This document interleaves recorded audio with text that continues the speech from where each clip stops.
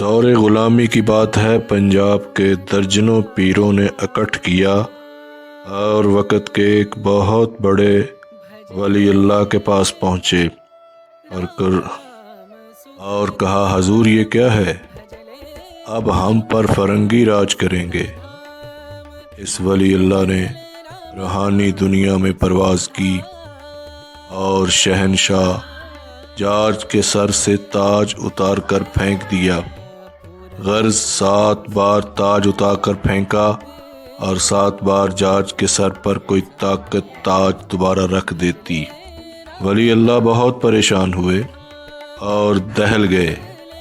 روحانی دنیا سے واپس مادی دنیا میں آئے اور پیروں سے کہا، میں نے 7 مرتبہ جارج کے سر پر تاج اتار کر پھینکا اور 7 مرتبہ بارگاہ رسالت کے حکم سے جارج کے سر پر دوبارہ کسی نے تاج رکھ دیا۔ اس لیے انگریز راج پر تنقید سے بچو، یہ راج بارگاہ رسالت کے حکم سے ان کو ملا ہے۔ یہ واقعہ ڈیپ اسٹیٹ صوفیزم کو جاننے والے بہت سے لوگ جانتے ہیں، اور دور غلامی میں یہ واقعہ اکثر پیروں کی طرف سے مریدوں کو سنا کر انگریز راج کو لیجٹمائز کیا جاتا تھا۔ میں خود یہ واقعہ کئی بابوں کے منہ سے سن چکا ہوں، اور اس سے ملتا جلتا واقعہ دیوبندی اکابرین نے بھی گڑھا کہ انگریز کے خلاف کیسے لڑیں۔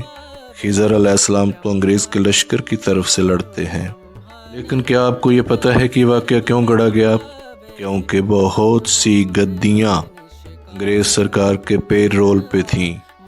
لاکھوں ایکڑ جاگیریں انگریزوں نے ان گدیوں کو الاٹ کر دی تھیں، اور انہیں اس وقت لاکھوں روپے میں وظیفہ دیتا تھا، اور یہ پیر انگریز کے لیے خشکیوں صحراؤں میں انگریز کے دشمنوں سے لڑتے تھے، اور یہ جاگیریں وہ بنیادی وجہ تھیں جس وجہ سے پیروں نے من گڑت واقعہ گڑھا تاکہ مذہبی عقیدت کی پھکی سے جاہل مریدوں کا خاموش کر سکیں، انگریز راج کو اللہ کا حکم ثابت کر دیں، تاکہ انگریز کے دشمنوں کو جب ہم ماریں تو جاہل مرید ہمیں ایجنٹ نہ کہیں، بلکہ انگریز کے دشمنوں کو اللہ کا دشمن سمجھیں۔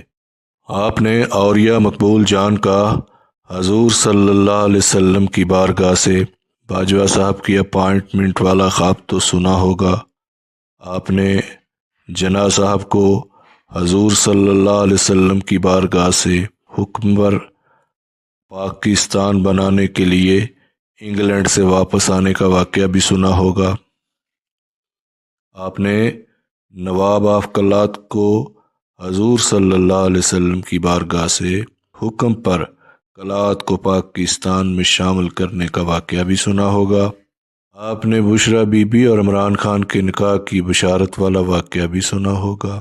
آپ نے طارق جمیل کے منہ سے جنید جمشید کی حضور صلی اللہ علیہ وسلم کی بارگاہ میں جانے اور حضور صلی اللہ علیہ وسلم کی طرف سے طارق جمیل کے دوست کو یہ پیغام پہنچانے کا واقعہ بھی طارق جمیل سے سنا ہوگا کہ طارق جمیل سے کہنا تمہارا دوست ہمارے پاس پہنچ چکا ہے۔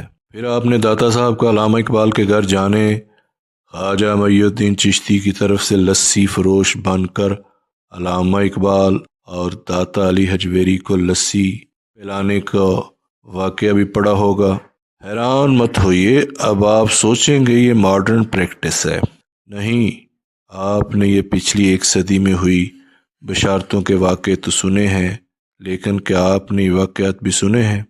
محمود غزنوی سے جب سومناتھ فتح نہیں ہو رہا تھا تو ایک بزرگ نے اپنا کرتا انہیں دیا، اس کو مسلح بنا کر جو دعا کرو گے پوری ہوگی۔ لہٰذا محمود غزنوی نے گجرات میں جا کر کرتا بچھا کر سومناتھ فتح کرنے کی دعا کی، اور وہ پوری ہوئی۔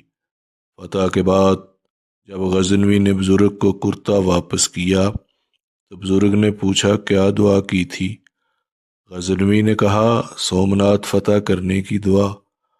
بزرگ رو پڑے اور بولے تو احمق، صرف ایک مندر فتح کرنے کی دعا مانگ آیا۔ خدا کی قسم اگر تم اس کرتے پر سجدہ کر کے خدا سے پورے ہند کے مسلمان ہونے کی دعا مانگتے تو وہ بھی پوری ہو جاتی۔ شہاب الدین غوری کو پرتھوی راج چوہان نے کئی مرتبہ شکست دی۔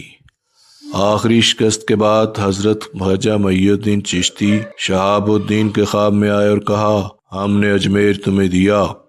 شہاب الدین نے فتح کے بعد جب اجمیر میں خواجہ اجمیری کو دیکھا تو حیران ہو گئے کہ یہ تو وہی بزرگ ہیں جنہوں نے مجھے فتح کی بشارت دی تھی۔ اورنگزیب عالمگیر نے اپنے سگے بھائی شاہ جہاں کے جانشین دارالشکوہ قادری کو دردناک موت دینے کے بعد دارالشکوہ کے مرشد سرمد کی گردن اڑائی تو سرمد کے کٹے ہوئے جسم نے اپنی گردن اٹھائی اور بارگاہ رسالت میں جانے کا سوچا۔ اتنے میں سرمد کے مرشد وہاں پہنچے اور کہا، سرمد کہاں جا رہے ہو؟